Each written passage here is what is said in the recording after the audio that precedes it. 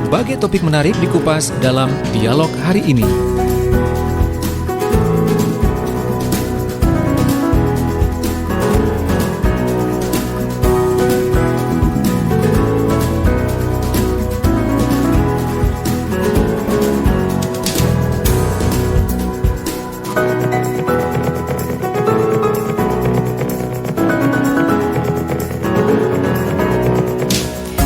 Ya, sahabat semuanya, pagi ini di program Safety on the Road kita juga sudah bersama dengan narasumber kita via Zoom ya, bersama Bapak atau Coach Muhammad Arsyad, Coach dari Sigma Safety Drive and Ride. Assalamualaikum Coach Arsyad, apa kabar? Assalamualaikum warahmatullahi wabarakatuh. Sehat. Hari ini kita kelihatannya ini ya, kembaran ya Mbak Tika ya? Masa sih? Bajunya kembaran kita. Sebentar. Di tempat saya belum muncul. Oh iya, oke. Kita sama-sama pakai abu-abu ya. Abu-abu atau biru itu warnanya, Coach? Ini apa ini ya? Ya abu-abu ya? Mungkin ya. Abu-abu ya. Kita sama ya. Cuman ada yang beda loh, Coach. Dari seragam kita, kalau kita sama-sama pakai abu-abu ya, silver abu-abu deh. Abu-abu tapi ada yang beda. Saya pakai kerudung kuning, Coach Arsyad enggak? Saya silver. Oke deh. Jadi kita nggak kompakan masalah kerudung ini ya Coach. Tapi nggak apa-apa deh. Yang penting harus kompak untuk bisa menjadi pengendara yang lebih baik dan lebih bijak lagi gitu ya, untuk memutuskan apa yang harus dilakukan saat kita berada di ruas jalan ya. Oke Coach. Alhamdulillah ini sehat selalu. Keluarga gimana kabarnya Coach? Alhamdulillah sehat. Alhamdulillah. Kelihatannya tidak ada hujan, jadi cerah. Tadi malam yang di Lamongan yang sempat hujan Mbak Tika, kebetulan saya lewat Lamongan itu lumayan deras. Oh iya? Mau masuk Lamongan itu lumayan deras, tapi sampai di kota Lamongannya kok ya tetap kering-kering saja, jadi masih sporadis. Kayaknya memang belum merata ya. Cuman Sidoarjo sih sudah mulai mendung. Kemarin beberapa hari Sidoarjo udah mulai mendung. Nggak tahu lagi nih kalau yang di Tulungagung ya. Gimana nih kondisi cuaca di Tulungagung? Juga yang di Trenggalek juga gimana kabarnya? Trenggalek ini kan juga deket-deket Blitar ya. Kalau di Blitar itu kabarnya juga sudah mulai hujan loh. Nah kalau Nganjuk nih, Nganjuk itu kan identik dengan cuaca yang apa ya, kalau saya bilang kalau ke Nganjuk itu mesti wah kangen dengan hawa dingin gitu loh ya, kayak yang Nganjuk itu. Gak tahu gimana ini kondisinya, apakah panas atau sudah mulai turun hujan. Iya, nanti deh boleh teman-teman ini Praja Angkasa Trenggalek, katanya di Trenggalek udah deras gitu ya, hujan ya. Nah tuh kan, seneng ya kalau udah hujan itu, seger rasanya. Aduh ya deh, yang penting apapun cuacanya, yang penting adalah tetap sehat, disyukuri gitu ya, masih diberikan kesehatan. Baik ya Coach, hari ini nanti kita mau bahas tentang secepat apa Anda berhenti gitu ya kan. Betul. Secepat apa? Nah ini saya juga kadang nggak tahu secepat apa saya berhenti kalau naik kendaraan. Ya Coach, silakan boleh dibuka nih untuk perjumpaan kita pagi ini. Tadi Mbak Tika udah nyampaikan gitu loh bahwa kalau berkendara itu kalau nambah kecepatan itu paling gampang. Iya benar. Depan kosong ya kan, kondisi jalannya enak, udah tambah kecepatan kan gitu kan, gampang. Nah masalahnya kan memang baru muncul pada saat kita mencoba menghentikannya kan gitu kan. Ya semua kecelakaan itu kan terjadi karena apa? Kita tidak bisa menghentikan dengan tepat gitu loh. Kalau kita bisa menghentikan dengan tepat, kita akan bisa terhindar dari kecelakaan kan gitu. Kalau kita melihatnya secara simpel seperti itu. Memang kalau kita ngomong pengereman ini nggak semudah ngegas memang. Bahkan kalau minggu kemarin kita ngomong tentang teknologi keselamatan itu, ya hampir 60% itu adalah teknologinya teknologi tentang bagaimana rem ini bisa maksimal gitu loh. Jadi pihak pabrikan juga tetap berinovasi bagaimana caranya rem ini bisa berfungsi dengan maksimal. Karena memang kendalanya adalah itu tadi. Nah, kendalanya adalah bagaimana sih ngerem dengan tepat? Karena kita harus ingat ya kan, kalau hukum fisika dulu waktu SMA itu kan benda yang bergerak itu kan ada dua gaya itu, gaya statis sama gaya kinetis gitu. Lah gaya kinetis ini kan nggak bisa langsung dinolkan kan, nggak bisa, ya kan? setengah mv kuadrat kalau nggak salah, setengah kecepatan massa dikalikan. Nah ini yang ngeri kan, kecepatannya itu kuadrat, fungsinya Iya. kuadrat, Mm-mm. sehingga gede banget gitu. Dan ini tidak ada yang katakanlah benda yang bergerak itu yang bisa langsung berhenti dengan langsung berhenti gitu, nggak bisa gitu loh. Mm-mm. Kita pun kalau lari nggak usah kencang-kencang lah, kita lari kan kecepatan kita ya stabil gitu 10 km per jam gitu. Kalau tiba-tiba terus berhenti mendadak ya bisa sih, tapi kejelungup kan gitu kan, Mm-mm. jatuh kan. Iya. Nah, sama, kita harus paham itu dulu. Nomor satu kita paham itu dulu, bahwa tidak ada benda yang bergerak yang bisa berhenti dengan mendadak. Ini penting karena apa? Nanti kita pola pikir kita, biar kita berpikir bahwa saat kita, mohon maaf ini, memotong laju kendaraan lain, nah kita harus berpikir, jangan berpikir bahwa, wah kono lah ana supir ya, ada remnya, kan bisa berhenti. Mm-mm. Nah itu yang harus diingat dulu, ya kan, harus diingat dulu bahwa hilangkan pola pikir itu, hilangkan pola pikir bahwa kono paling lah iso ngerem dah. Mereka kan mesti ngerem, mereka mesti berhenti. Nah, itu hilangkan dulu nomor satu. Kenapa? Karena benda ini tidak ada benda yang bisa berhenti dengan mendadak. Apalagi ya, Iya. benda ini semakin dia besar, semakin dia berat, ya kan? Semakin dia besar dan berat, maka jarak pengeremannya akan semakin panjang. Oke. Nah, gini. Iya. Jadi itu yang harus dipahami dulu. Kereta api itu kalau direm mendadak pada kecepatan sekitar 100 km per jam gitu, dia baru bisa berhenti itu 1 kilo, Mbak. Mm-mm. Kereta Oke. api itu. Iya. Kadang Makanya kita ngerasa kalau ya, naik kereta itu kayak mau berhenti, tapi kok nggak berhenti gitu ya lama.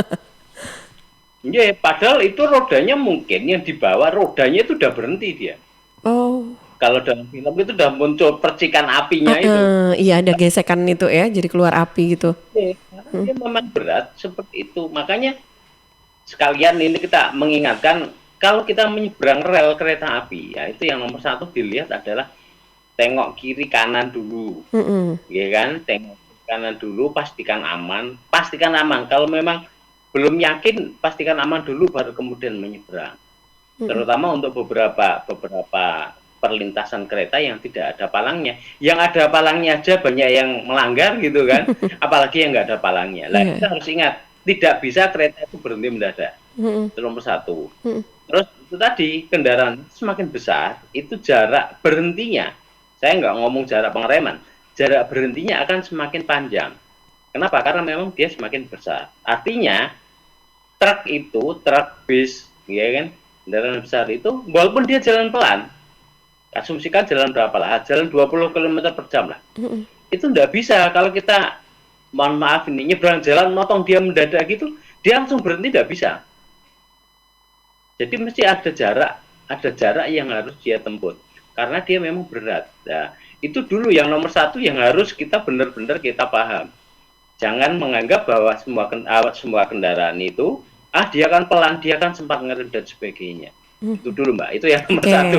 Sebelum kita nanti yang ngomong jaraknya berapa sih sebetulnya untuk kendaraan-kendaraan ini. Itu dulu Apalagi yang harus diinikan dulu Mbak. ngerem kalau ternyata sekarang kan sudah mulai musim hujan gini ya. Kayak di Trenggalek ini dari Radio Guyup Rukun RGR Tulungagung ini juga ngeinfoin ke kita juga kalau ternyata di Tulungagung juga sudah mulai hujan gitu ya Coach ya. Ini biasanya juga berdampak ya pada proses pengereman ya. Oh pasti, pasti kalau sudah hujan, jalan basah itu jarak pengeremannya bisa 2 kali lipat dari kondisi pada saat kering. Oke. Gitu loh. Oke Kan deh, baik. macam-macam. Beratnya kendaraan, rodanya kendaraan, bannya kendaraan, tapaknya kendaraannya, tekanan angin kendaraan, macam-macam. Iya. Tapi kita ngambil simpel aja bahwa kalau hujan itu estimasi berhenti itu bisa 2 kali lipat. Wah, ini dia. Daripada pada saat dia tidak hujan kan gitu kan. Karena mesti pada saat kita hujan kita berhenti, pertama kita nggak mungkin menarik rem secara mendadak kan gitu kan, karena takut slip kepleset ya kan. Pertama itu. Kedua, kalau musim hujan risiko terjadi slip itu naik 2 kali lipat daripada pada saat musim kering. Jadi kalau di rem mendadak itu ya rata-rata semua kendaraan kecuali yang ABS itu akan terjadi slip gitu loh. Walaupun ABS pun kadang-kadang masih ada sedikit slip kalau pada saat musim hujan. Itu yang harus Oke. dipahami dulu, Mbak. Kita Nah, ini dia. tahu bagaimana bahwa kita tidak boleh mengharapkan orang lain akan berhenti mendadak untuk kita, ya kan? Artinya bahwa kita harus menjaga keselamatan diri kita. Jangan digantungkan dengan situ paling-paling kan ngerem, situ kan bisa. Nah, itu tidak boleh. Itu dulu yang kita harus paham dulu saat berkendara di jalan. Oke, baik. Nah, ini berarti ada kita harus jadi kita ini beda-beda ya coach ya. Berarti tergantung dari kendaraan apa dulu nih gitu ya coach ya yang kita pakai gitu ya untuk mengukur kecepatan pengereman itu sendiri gitu ya coach ya. Jadi jadi kita harus paham itu dulu ya. Jadi kita ngitung yang ini aja lah. Nanti kita bicarakan yang general aja. Antara general itu yang pakai adalah sepeda motor kan gitu kan. Terus mobil 4 yang rodanya masih 4 itu. Kita nggak ngomong yang truk dan sebagainya, kita nggak ngomong dulu. Nanti kita ngomongnya dulu. Tapi paling kita tahu dulu jarak pengeremannya itu seberapa kan gitu kan. Nah, kalau ini kita ngomong jarak pengereman, kalau ngomong jarak pengereman itu kalau kita lihat di Wikipedia di macam-macam itu ada 2. Jadi jarak pengereman itu mesti di depannya adalah waktu reaksi dulu. Karena nggak mungkin kan kita melihat ada apa istilahnya ada hambatan terus langsung rem kan nggak seperti itu Mbak. Jadi ada 1 detik untuk istilahnya dalam tanda kutip untuk kaget dulu kan gitu kan. Untuk merespon terhadap bayi itu. Jadi ada 2 kalau kita ngomong jarak pengereman itu ada 2. Jadi yang pertama adalah jarak reaksi dan titik mulai saat kita menarik rem sampai berhenti. Nah itu ada 2 itu. Nanti kita akan ngomongin itu. Seberapa sih sebetulnya panjangnya? Ya kalau kita ngomong rumusnya di fisika itu agak panjang karena ada gesekan macam-macam. Tapi kita simpelkan aja lah. Jadi kira-kira jarak pengereman itu, ya kan? Jarak pengereman itu untuk sepeda motor, untuk mobil, ya kan? Roda 4 itu kira-kira 3/4 dari kecepatan, Mbak. Jarak berhentinya. Jadi mulai dari dia mulai melihat objek, ya kan? Ada waktu reaksi di situ, serta mulai dia melakukan pengereman. Itu sekitar 3/4 dari kecepatan. Ya kan? Kalau mulai narik rem sampai berhenti, itu sekitar 1/4 dari kecepatan. Yang setengah itu adalah itu tadi jarak reaksinya itu tadi. Begitu dia melihat hambatan, waktu reaksinya setelah melihat sampai tangan itu atau kaki itu bisa ngerem, itu jaraknya itu tadi setengah kecepatan. Baru kemudian yang 1/4-nya adalah dia mulai ngerem. Nah, tinggal kita bayangkan aja kecepatan kita seberapa kan gitu kan. Kalau kecepatan kita 40 km per jam, berarti kalau 1/4 itu ya kira-kira mulai waktu reaksi sampai kita bisa berhenti itu ya sekitar 30 meter.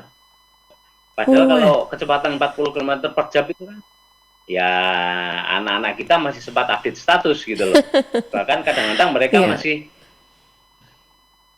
bisa siaran langsung. Kalau kita melihat di media sosial itu pada kecepatan segitu kadang-kadang mereka masih biasa istilahnya siaran langsung gitu loh. Nah, ini yang harus dipahami dulu. Jadi pada saat kita mendidik mereka berkendara, kita harus memahamkan mereka kondisinya seperti ini. Nah, mungkin itu dulu, mungkin yang harus dipahami. Tidak secepat istilahnya, tidak sependek yang kita bayangkan sebenarnya ngerem itu. Nah, ini yang harus kita ingat. Jadi kira-kira itu tadi Mbak, 3/4 dari kecepatan. Kalau kecepatannya 40 ya sekitar 30 meter kan gitu kan, itu baru berhenti. Kalau kecepatannya 50 ya sekitar 35 gitu kan. Kalau kecepatannya 60 berapa? Ya sekitar 45 meter baru berhenti. Semakin cepat kendaraan, ini semakin jauh jarak untuk pengeremannya gitu ya, semakin banyak juga ya. Betul. Ya kalau kecepatan 100 berarti antara waktu reaksi dan jarak dia titik pengereman sampai berhenti ya sekitar hampir 70 meter, 75 sampai 80 meter. Nah, ini kadang-kadang orang yang tidak paham. Ya kan, artinya tidak paham bahwa perlu jarak segitu panjang gitu loh untuk bisa berhenti untuk kendaraan ini gitu. Mungkin itu yang harus mulai, mindset kita harus mulai dirubah di situ dulu. Sebelum kita ngomongin tekniknya bagaimana, ini seperti apa, itu belakang. Tapi kita harus paham itu dulu. Kira-kira 3/4 dari kecepatan. Jadi kalau kita berkendara, kecepatan kita 40 km per jam, kita ingat bahwa kita baru bisa berhenti kira-kira jarak 30 meter. Karena itu kita harus memperhitungkan jarak di depan kita ada apa, 30 meter itu. Apakah aman, apakah tidak? Kalau memang tidak, berarti kita harus mengurangi kecepatan. Agar apa? Agar jarak pengereman kita itu masih nutut untuk berhenti. Nah, itu dulu yang harus dipahami. Oke, baik. Iya, nah sahabat semuanya, kita di program Safety on the Road pagi ini masih membahas tentang secepat apa Anda berhenti. Bersama dengan Coach Muhammad Arsyad, Anda bisa sharing juga, silahkan yang mau gabung bisa telepon ya di 0318961514 atau WA aja boleh ya, WA juga bisa di 0821 3264 109. Baik Coach dan juga sahabat semuanya, kita jeda dulu sebentar untuk beberapa informasi, nanti kita akan segera kembali untuk lebih dalam lagi membahas tentang secepat apa Anda berhenti. Suara Sidoarjo, Lembaga Penyiaran Publik Lokal Pemerintah Kabupaten Sidoarjo. Saya yakin sebetulnya semua ibu ingin memberikan ASI eksklusif untuk buah hatinya. Saat kita menyusui si bayi itu ya, rasanya kita ini adalah ibu sejati. Namun kadang banyak ibu yang tidak percaya diri untuk menyusui karena mungkin ASInya sedikit dan keluarnya tidak lancar. Supaya ASI ibu lancar dan berlimpah, bisa minum ASI Fit. Adalah suplemen yang terbuat dari herbal, yaitu ekstrak dari daun katuk. Daun katuk sudah secara turun-temurun digunakan oleh orang-orang tua kita dulu untuk melancarkan ASI dan membantu agar ASI jadi banyak dan berlimpah. Anda yang minum ASI Fit bisa memberikan ASI eksklusif dengan penuh percaya diri. Kelebihan lain dari ASI Fit adalah mengandung vitamin B kompleks yang membuat ibu selalu bugar. Biasanya kalau kita punya bayi tuh sering begadang kan? Bayinya bangun malam-malam, rewel dan nangis. Nah, dengan kandungan vitamin B kompleks di dalam ASI Fit, ibu akan selalu bugar. Sehingga ASI pun semakin lancar. Dengan ASI Fit, ASI lancar, ibu bugar, anak pintar. Ayo dukung ASI eksklusif. Holding close, holding tight.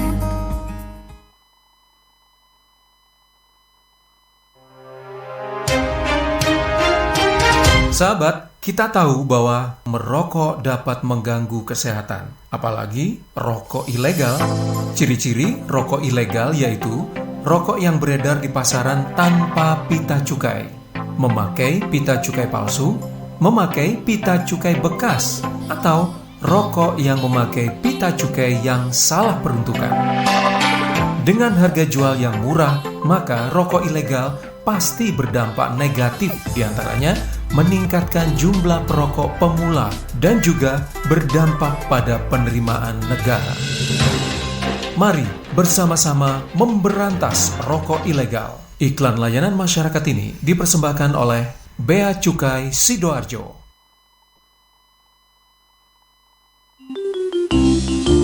Tisu, masker, hand sanitizer, apalagi ya? Situ mau kerja atau mau camping sih? Kayak mau naik gunung aja. Hello, selama ini kemana aja? Ini yang perlu disiapin buat adaptasi kebiasaan baru alias new normal. Sekarang ini kita kudu dan harus terbiasa dengan kebiasaan hidup sehat, bersih, sesuai protokol kesehatan. Saat ini kita dalam perubahan pola hidup dalam situasi pandemi COVID-19. Jadi kita perlu melaksanakan adaptasi kebiasaan baru atau protokol kesehatan dalam kegiatan sehari-hari. Jangan lupa pakai masker, tetap jaga jarak, sering cuci tangan pakai sabun dengan air mengalir. Sediakan hand sanitizer kemana-mana. Kalau flu, di rumah saja. Nggak perlu bersalaman, say hello saja. Kalau nyampe di rumah, langsung mandi. Gunakan uang elektronik. Kalau naik kendaraan umum, jaga jarak. Balita atau lansia, di rumah saja. Ayo menuju new normal dengan melaksanakan protokol kesehatan dan menerapkan adaptasi kebiasaan baru. Hei, udah jam berapa nih? Kebiasaan telat juga masuk new normal ya? Ada yang kurang satu, uang sakunya belum. Iklan layanan masyarakat ini persembahan Dinas Kesehatan Kabupaten Sidoarjo. Ya, sahabat suara Sidoarjo, menyambut era adaptasi kebiasaan baru dan gebrakan akhir tahun untuk wedding industry, History Surabaya Entertainment HSE mengadakan pameran wedding Nusantara Cerita Cinta 16-18 Oktober di Hotel Aston Sidoarjo. Puluhan stand dari beragam wedding industri di Sidoarjo hadir dan menawarkan berbagai paket dan kemasan wedding. Tetap mengacu pada protokol kesehatan, sesuai dengan aturan dan instruksi pemerintah. Pameran Wedding Nusantara Cerita Cinta dimeriahkan juga dengan show tunggal dari Paras Asri, live music dan talkshow sosialisasi wedding di era new normal. Sesuai aturan protokol kesehatan, pengunjung dibatasi 100 pasangan per hari. Dengan one kit system, dilakukan screening di pintu masuk, juga ada lift khusus pengunjung dan ruang tunggu di lantai 3. Catat ya tanggalnya 16-18 Oktober di Hotel Aston Sidoarjo. Info lengkapnya bisa hubungi Sultan di 0853 3167 4404. Sultan 0853 3167 4404. Pameran Wedding Nusantara Cerita Cinta, persembahan History Surabaya Entertainment dan Aston Sidoarjo. Suara Sidoarjo, lembaga penyiaran publik lokal pemerintah Kabupaten Sidoarjo. Kembali di program Safety on the Road dan sahabat, kita masih bahas tentang secepat apa sih Anda berhenti? Ya, Coach Arsat, ini kalau ngomongin tentang cepat untuk berhenti gitu ya. Secepat apa Anda berhenti? Sebetulnya bisa ya, mungkin lebih cepat untuk berhenti gitu. Pakai rem depan langsung berhenti tapi jelungup. Gitu ya Coach? Iya. Iya. Oke. Kalau dalam memang sliding itu Mbak. Ya kan, sliding itu apa istilahnya, slip itu ya. Kalau kita slip itu memang bisa berhenti dengan lebih pendek, tapi ya itu tadi tidak membawa selamat kan gitu kan, selamatnya nggak ikut. Selamat nggak ikut. Aduh, Pak Slamet lagi jualan gitu kan, jadi nggak bisa ikut. Yang ikut adalah camat atau lurah kan gitu kan. Jadi cepat mati atau luka parah kan gitu kan. Karena selamatnya nggak ikut. Nah, hati-hati bahwa kalau begitu kita ngerem dan apa istilahnya sliding itu tadi slip itu tadi ngempot atau apa itu ya itu tadi Pak Slametnya nggak ikut ini ya, kita harus hati-hati nih. Jadi Pak Slametnya nggak ikut, jadi dia nggak mau ikut. Yang ikut adalah Pak Camat atau Pak Lurah, lah kan repot kan. Nah, makanya kenapa kita nanti harus ngomong bagaimana sih cara ngerem yang bener kan gitu kan. Walaupun kita tetap paham sebenar apapun rem itu jarak itu yang apa istilahnya 3/4 kecepatan itu ya sudah nggak bisa dikompromi ya, memang segitu udah nggak bisa, itu memang jaraknya segitu. Walaupun kita menggunakan ABS, mau menggunakan EBD, mau menggunakan braking assistant, ya kira-kira tetap berhentinya segitu. Ingat bahwa ABS, EBD dan sebagainya ini tidak membuat jarak pengereman menjadi pendek. Ya kan, tetap hampir sama, mungkin lebih pendek tapi tidak banyak. Tapi yang utama adalah teknologi ini, ABS, EBD, braking assistant, ya kan, itu adalah membuat kita selamat gitu loh. Jadi Pak Selamatnya tetap ikut gitu. Jadi Pak Selamatnya sebelah kita ditalinin gitu, pakai seatbelt dia nggak bisa kemana-mana.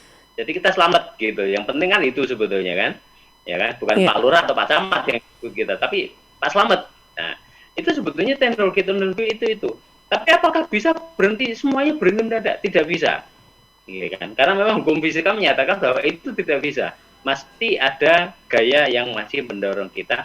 Energi momen inersia ini mesti akan tetap mendorong kita, dan momen inersia itu tidak bisa tiba-tiba hilang gitu, tidak bisa. Jadi ada proses supaya dia bisa hilang. Salah satunya proses adalah itu tadi, proses gesekan itu tadi, dia mengurangi sedikit-sedikit.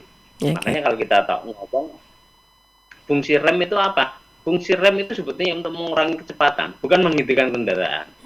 Nah, jadi itu yang harus kita ingat dulu, Mbak. Iya.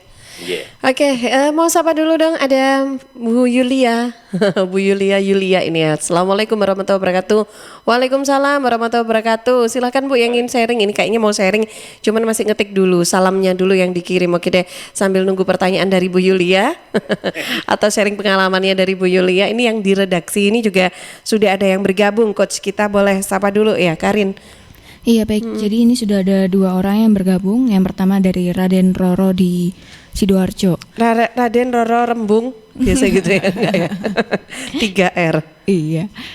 Selamat pagi Mbak Tika dan Coach Arsyad, mau sharing saja. Kayaknya kalau soal mengambil cara cepat ketika berada di dalam kondisi mengerem kendaraan dengan cara biasanya saya ini dengan cara nurunin kaki. Soalnya karena mungkin terlalu suka menurunkan kaki untuk mengerem, banyak juga sepatu dan sandal saya yang aus gara-gara kejadian itu. Aus? Aus itu mungkin aus, kayak trepes gitu ya, habis gitu ya. Wis itulah ya. Yang kedua dari Meida Asri di Wonoayu. Okay. Apakah ketika melakukan pengereman itu kita harus juga menurunkan gas atau langsung melakukan pengereman dan membiarkan gas berjalan sesuai dengan awal? Ini ya, oke. Ya. Nah ini Coach ada 2 pertanyaan nih ya. Itu tapi tadi nurunin kaki itu naik sepeda motor atau naik mobil tadi itu? Silakan Coach. Ya, saya kalau nurunin kaki itu ingat waktu saya sekolah SD dulu Mbak, SD sama SMP itu karena naik sepeda angin itu kan Mbak. Iya. Kalau sepeda angin kan waktu kecil dulu nggak ada remnya, jadi kalau ngerem itu kakinya itu. Oh aduh, bisa dibayangin itu pulang orang tuanya ngamuk-ngamuk itu sandal rusak terus gitu, beli terus sandal gitu paling Coach ya. Udah biasa gitu, udah biasa diomel gitu. jadi dulu gitu masih ya. Jadi ya memang kalau kita ngomong ini bahaya sekali ya, jadi bahaya sekali. Menurunkan kaki itu bahaya sekali. Menurunkan kaki pada saat ngerem itu sebetulnya kenapa kok bahaya? Karena kondisi sepatu kita itu tidak dirancang untuk apa istilahnya mengerem. Nomor 1. Kedua, sepatu kita kan bukan sepatu safety kan, safety shoes. Kalau safety shoes kan ada pelindungnya di sepatu itu, gitu kan, sehingga aman. Tapi kalau di sepatu biasa, di depan ternyata ada batu atau apa, ya kan bahaya juga. Artinya seperti itu. Mungkin awalnya kakinya turun ini karena tidak yakin dengan keseimbangan sebetulnya. Nah, tekniknya, nah ini mungkin yang harus di apa istilahnya dipelajari. Mungkin akan menjawab sama dengan menjawab yang pertanyaan nomor 2 dari Mbak Mega ya.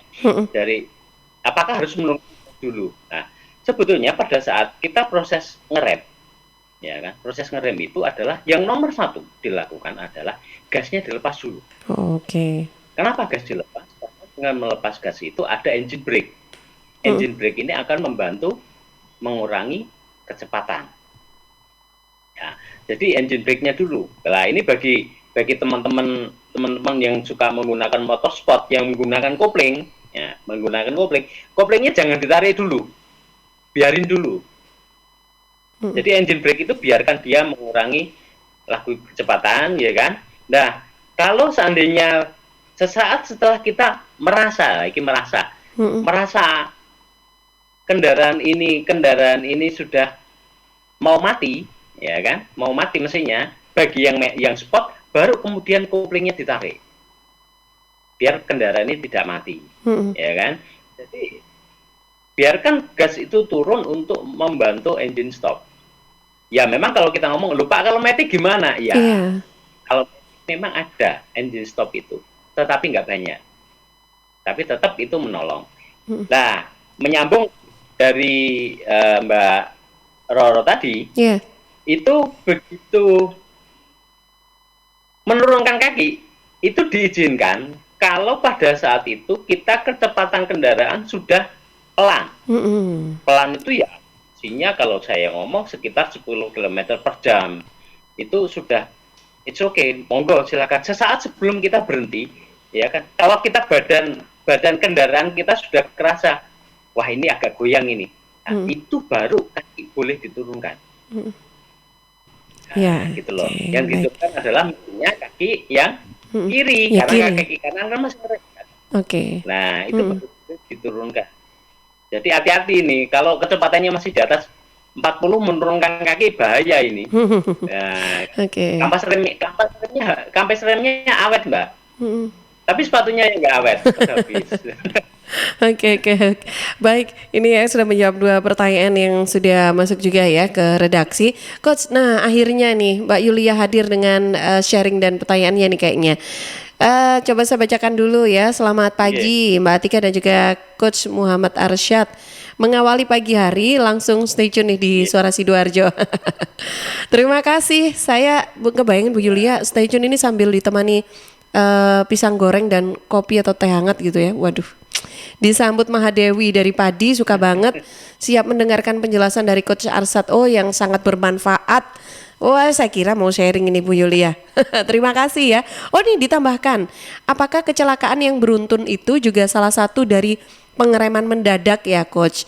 Seperti yang dijelaskan tadi, kendaraan butuh jarak kurang lebih 70 km untuk berhenti setelah pengereman. Nah, ada juga dari Mbak Dwi Fitriana. Halo, selamat pagi. Waalaikumsalam. Ini menyapa juga Coach Arsyad. Assalamualaikum. Saya sering baca ada beberapa teknik pengereman, ada yang memakai rem, ada yang dibantu dengan engine brake. Kalau lagi pakai motor matic juga beda metode. Itu gimana ya? Silakan Coach, boleh ditanggapi.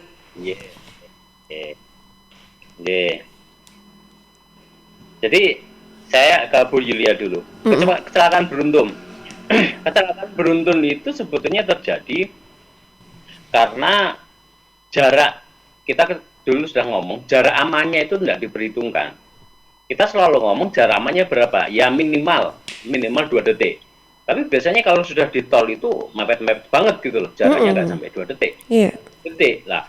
Padahal kita ingat tadi kita bahas di awal, waktu reaksi pada saat pengereman, artinya di depan itu ngerem, kita juga ngerem, itu perlu jeda waktu. Nah, jeda waktunya ini kira-kira setengah dari kecepatan, kan gitu kan? Nah, bayangin aja kalau kecepatan kita di tol itu berapa ya? Yang minimal aja lah, yang minimal kecepatan 60 km per jam. 60 km per jam, kemudian kita iring-iringan, jaraknya pendek, ya kan, nggak sampai 1 detik. Kemudian di depan kita ngerem mendadak. Kita ada jeda waktu katakanlah setengah detik aja, nggak usah banyak-banyak. Setengah detik itu berarti kendaraan masih sempat meluncur sekitar 1/4 kecepatan. Kecepatannya kita 60, meluncurnya 1/4 berarti sekitar 15 meter kan. Nah, apakah jarak kendaraan di depan kita 15 meter? Kalau nggak 15 meter, maka akan terjadi kecelakaan gitu loh. Jadi kecelakaan beruntun itu sebetulnya karena itu tadi, karena jaga jaraknya yang tidak dijaga mereka. Jaga jaraknya berapa? Minimal 2 detik untuk memberi kesempatan kendaraan kita, bukan kendaraan kita, memberi kesempatan kita untuk bereaksi dan melakukan pengereman dengan cepat. Nah, gitu. Jadi ini biasanya kalau di tol ini, kalau kecelakaan beruntun yang sering terjadi seperti ini di tol ini biasanya. Jadi jangan terpicu untuk kita di jalur kanan saling iring-iringan dengan jarak pendek. Itu bahaya sekali gitu loh, enggak. Kita jangan meniru, mohon maaf ini, jangan meniru yang di apa istilahnya Formula 1. Formula 1 itu kan mepet-mepet Mbak. Gitu kan? Mepet-mepet jaraknya. Kalau Formula 1 itu teknologi pengeremannya paling canggih di dunia. Nomor 1. Kedua, pengendaranya itu semuanya mereka sudah expert semua udah. Gitu loh. Tingkatnya sudah jauh di atas saya gitu. Dia sudah jauh di atas kita, bahwa mereka benar-benar sudah expert dengan remnya itu, dengan teknik pengeremannya, waktu reaksi dan sebagainya, mereka sudah expert. Bisa dikatakan waktu reaksi mereka 1/10 detik itu mereka sudah bisa seperti itu. Lah sementara kita kan nggak bisa seperti itu, Mbak. Nah, itu jangan ditiru yang ada di MotoGP atau di Formula 1 itu. Jangan ditiru mepet seperti itu. Jangan ditiru. Kita harus menjaga jarak yang benar. Coach, ini kita sapa dulu. Baik. Ada yang sudah bergabung lagi nih Coach dari Pak Muzaki yang ada di Sukodono, Coach. Assalamualaikum, selamat pagi untuk narasumber dan juga Mbak Tika. Nah, selamat pagi juga Pak Zaki. Terima kasih sudah bergabung. Waalaikumsalam ya. Nah, ini menanyakan Coach, kalau kita dalam kondisi berada di dataran tinggi, biasanya kalau kita turun ya dari sebuah dataran yang tinggi itu, kalau turun naik sepeda motor, terus terang kalau saya itu akan agak ngerem gitu, pakai pengereman. Nah, ini seperti apa? Apakah itu berbahaya dan cara ngeremnya itu seperti apa? Baik, siap.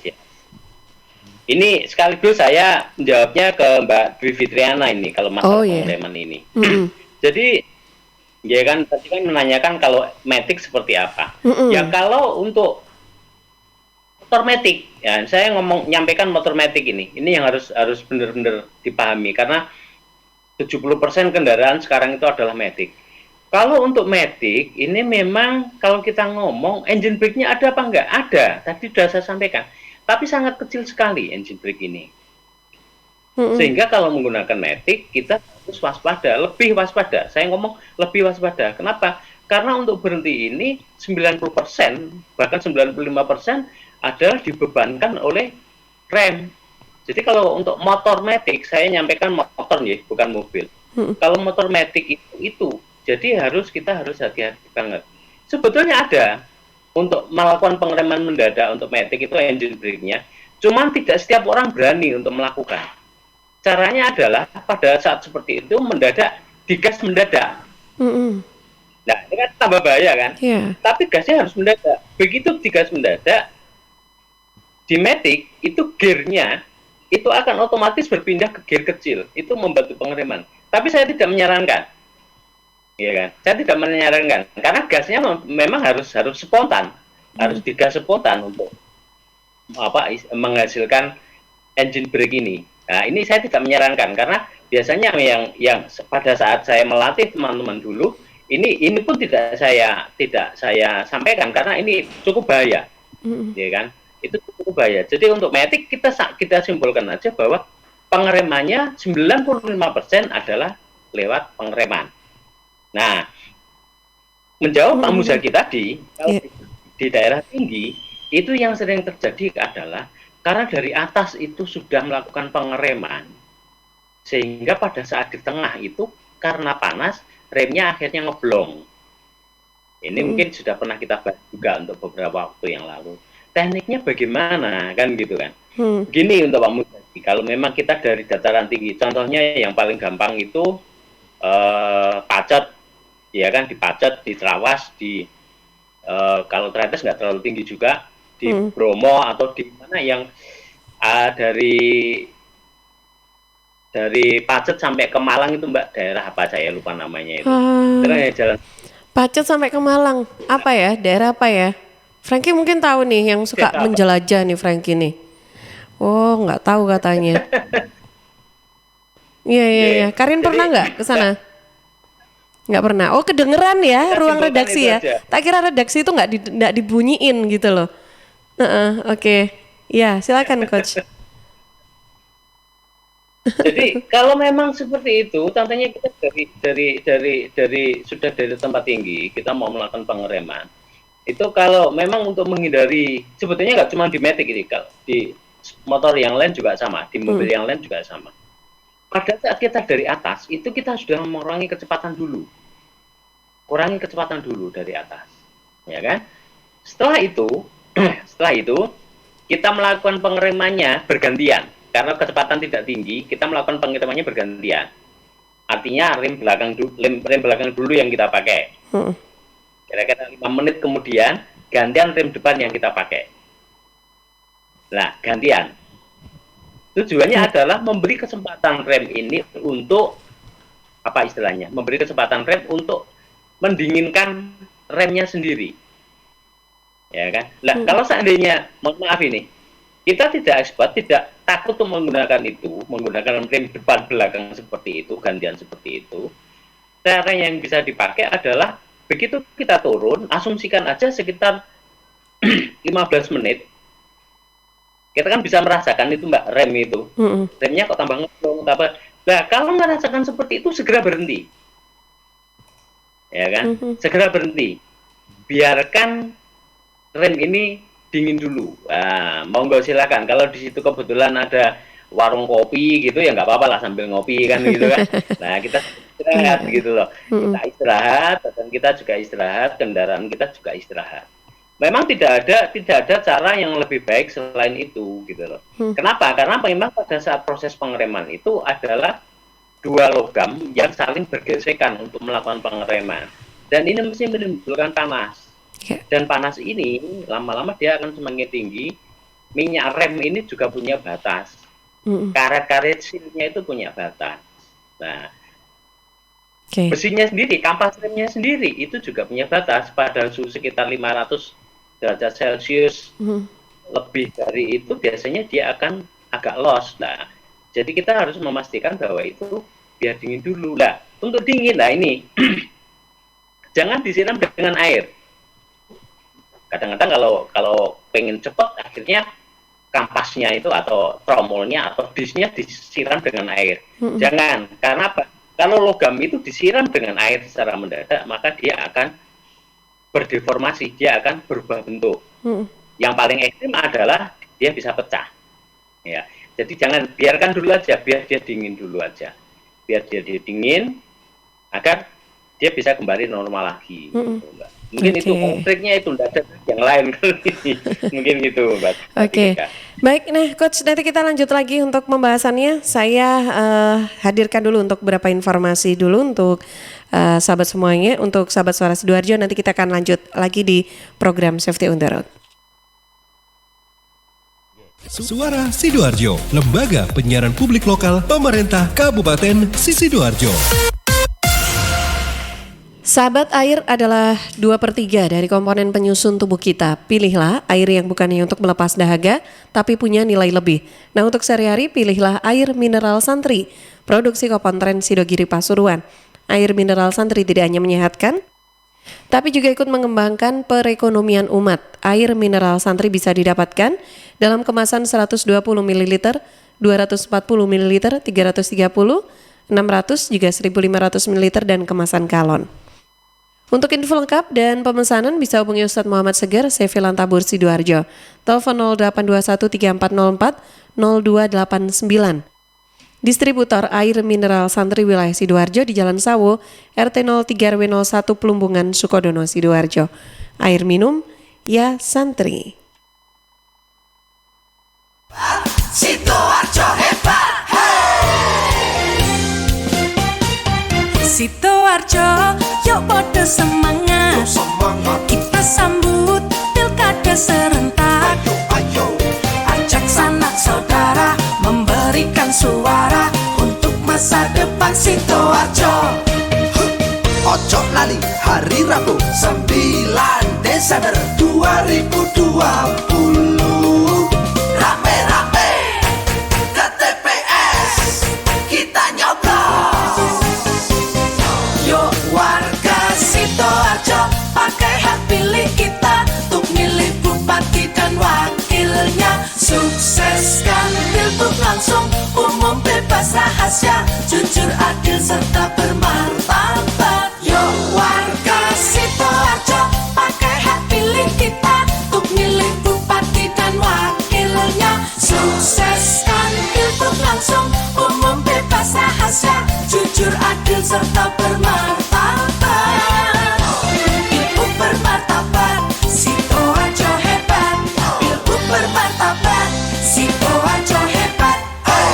Sukseskan pilgub Sidoarjo 2020.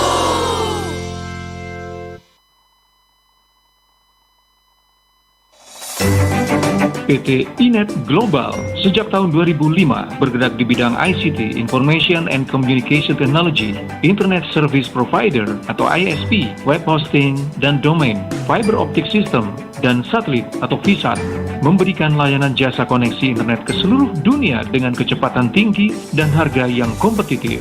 Juga memberikan solusi dan jasa konsultasi pendistribusian koneksi internet, menyediakan solusi ICT yang komprehensif, terpadu, dan disesuaikan bagi pengguna yang mencakup data infrastruktur, managed service, cloud computing, IT services, serta layanan digital yang fokus untuk memanfaatkan peluang yang mendukung dan menambah nilai pada bisnis utama tiap customer. Untuk layanan dan servis Inet, hubungi kantor pusat Jalan Kuningan Barat nomor 8 Jakarta. Telepon 021 299 66900. Kantor Surabaya, Intiland Tower lantai 11, Jalan Panglima Sudirman 101 sampai 103 Surabaya. Telepon 031 535 3955 031 535-3955. Inet Globalindo, the best service for great solution. Sahabat Suara Sidoarjo, Anda bisa ikuti talkshow persembahan Dinas Kesehatan Kabupaten Sidoarjo nanti ya jam 9 sampai 10 dengan tema Hari Penglihatan Sedunia bersama Rumah Sakit Mata Sepanjang. Simak juga di YouTube Suara Sidoarjo Live dan radio streaming www.suarasidoarjo.id. Interaktif di 031 896 1514, WA di 0821 3264 109. Talkshow ini persembahan Dinas Kesehatan Kabupaten Sidoarjo. News, Talk, and Music Hits. Suara Sidoarjo. Your multi-platform radio. Kembali di program Safety on the Road, kita masih berbincang bersama dengan Coach Muhammad Arsyad dari Sigma Safety Drive and Ride. Kita bahas tentang secepat apa sih Anda berhenti. Nah, Coach silakan Coach, hal apa lagi nih yang perlu kita pahami lagi, kita ketahui lagi dari apa yang secepat apa nih kita bisa berhenti dan menggunakan rem itu dalam kendaraan kita atau saat kita berkendara, Coach? Jadi untuk memaksimalkan kita melakukan pengereman itu itu kita juga harus tahu tekniknya untuk melakukan pengereman seperti apa. Mungkin bagi yang roda 4 itu tidak ada masalah. Kenapa? Karena sistem pengeremannya sudah terintegrasi antara roda depan dan roda belakang. Artinya sudah apa istilahnya? Kita tinggal medet pedal remnya otomatis semuanya sudah berfungsi. Dan di mobil sudah otomatis kalau kita menginjak rem, ya kan, menginjak rem itu mesti kita akan melepas gas kan, seperti itu Mbak. Jadi sudah otomatis. Sebetulnya kalau di mobil tinggal kita menjaga jarak aja. Nah, yang di motor ini yang jadi masalah. Kadang-kadang beberapa orang menyiapkan diri untuk melakukan pengereman agar waktu reaksi pengereman itu lebih pendek. Mereka sudah siap-siap. Iya. Nah, siap-siapnya apa? Dua jarinya ada di atas tuas rem. Yang jadi masalah adalah mereka dua jarinya itu tuas remnya adalah tuas rem depan. Ya kan? Yang memang saya ngomong biar bisa cepat mengerem. Betul, tidak ada salahnya. Betul, cepat mengerem. Tetapi ingat bahwa rem depan itu kalau locking atau slip mengunci, yang terjadi adalah itu tadi, ya kan, Pak Camat atau Pak Lurah kan gitu kan, ya, Pak Slametnya gitu loh. Nah, makanya yang paling benar adalah kalau teknik yang benar adalah itu pada saat kita melakukan pengereman itu menggunakan keempat jari. Kalau di motor roda depan, rem roda depan itu 4 jari, mulai dari jari kelingking, jari manis, terus kemudian jari tengah. Nah, begitu jari tengah dibantu oleh rem belakang. Ingat, jari tengah dan jari telunjuk itu tidak bisa melakukan pengereman dengan lambat, karena memang dia kuat. Jadi kalau dia apa istilahnya sudden brake atau mengerem mendadak, itu mesti langsung kunci. Ini bahayanya di situ. Kalau kendaraannya menggunakan ABS, itu tidak ada masalah. Kenapa? Karena ABS ini akan, kalau bannya itu akan mengunci, otomatis dia akan melepas remnya, sehingga ban tidak sempat terkunci. Tetapi kalau tidak ABS, ya itu tadi kita bisa bareng Pak Camat atau Pak Lurah kan gitu kan. Nah, saran saya adalah kalau kecepatan kita sudah di atas 30 km per jam, ya kan, sudah di atas 30 km per jam, itu tangan kita jangan di atas rem. Karena bahayanya adalah itu. Kita mulai kalau pada saat santai, jalan santai itu mulai untuk belajar melakukan pengereman yang benar. Ya, gitu. Oke. Mungkin harusnya tekniknya memang seperti itu, Mbak. Karena sepeda motor ini agak beda, karena butuh keseimbangan. Oke, Ya kan? baik. Jadi kita harus berlatih melakukan pengereman. Ini agak susah nih. Tapi ya kecepatannya nggak usah tinggi-tinggi, 10 km per jam itu pengereman. Begitu juga kalau kita ngajarin anak kita, adik kita, saudara kita saat naik motor. Ajarin yang pertama kali adalah melakukan pengeremannya dulu. Suruh belajar pakai sepeda angin dulu. Kalau di sepeda angin cara ngeremnya sudah benar, dia pada saat di motor yang diajarin pertama adalah cara pengeremannya dulu. Jangan cara ngegasnya, gampang cara ngegas itu. Itu gampang cara ngegas itu. Yang harus diajarin adalah cara pengeremannya. Caranya adalah dia kecepatan rendah, ya kan? Di depan kasih titik, mulai dari titik ini kamu mengerem. Nah, kita lihat jarak pengeremannya. Sampai dia jarak pengeremannya sependek mungkin.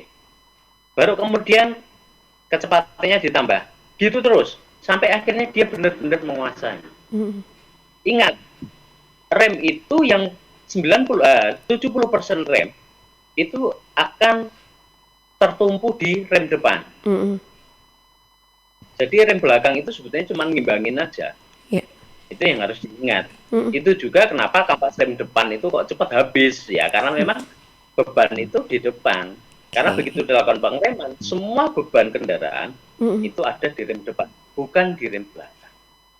Ya, jadi makanya saya ngomong harus mulai latihan menggunakan rem depan dulu pada saat kita belajar naik sepeda angin.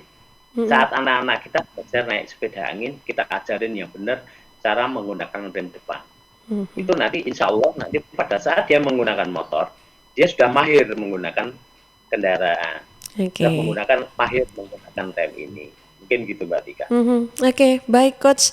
Pas kali ini waktunya dan terakhir mungkin dari pembahasan kita ada pesan apa lagi nih Coach yang ingin disampaikan untuk yang sedang mendengarkan dialog atau obrolan kita nih pagi ini? Pesan saya tetap sama seperti tadi Mbak, bahwa kita harus ingat, ya kan, tidak ada benda bergerak itu yang bisa berhenti dengan mendadak. Ya kan, itu aja yang diingat. Artinya, selambat apapun kendaraan itu, ya kan, kita harus hati-hati saat memotong dia atau meminta kendaraan itu untuk berhenti. Jadi kita harus memberikan faktor itu. Artinya pada saat kita menyeberang jalan, saat kita pindah lajur, ya kan, saat kita melakukan pengereman mendadak, saat kita menjaga jarak, itu harus benar-benar dipahami. Ini tidak bisa berhenti mendadak. Semakin besar kendaraan, maka jarak pengeremannya juga akan semakin panjang. Itu aja. Ini itu aja Mbak Tika. Kita tetap selamat saat jalan. Ya, oke, baik Coach, luar biasa ini seperti yang disampaikan Bu Yulia, pembahasan kita ini memang atau yang disampaikan oleh Coach Arsat ini sangat bermanfaat sekali ya. Mudah-mudahan juga seperti itu bisa dipraktekkan langsung, diingat-ingat kalau lagi berkendara gitu ya Coach ya. Terima kasih banyak Coach Arsat untuk sharingnya, ilmunya juga. Ini menjadi tabungan pahala ini untuk Coach Arsat berbagi ilmu juga. Terima kasih, salam untuk keluarga, salam sehat selalu Coach. Assalamualaikum.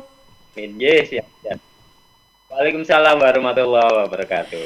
Ya, sahabat, demikian program Safety on the Road. Kita sudah bahas tentang secepat apa Anda berhenti bersama dengan Coach Muhammad Arsyad dari Sigma Safety and Drive and Ride yang juga disiarkan di Suara Sidoarjo, RGR Tulungagung FM 90,1, Praja Angkasa Trenggalek FM 88,9, juga Ersal Nganjuk FM 105,1.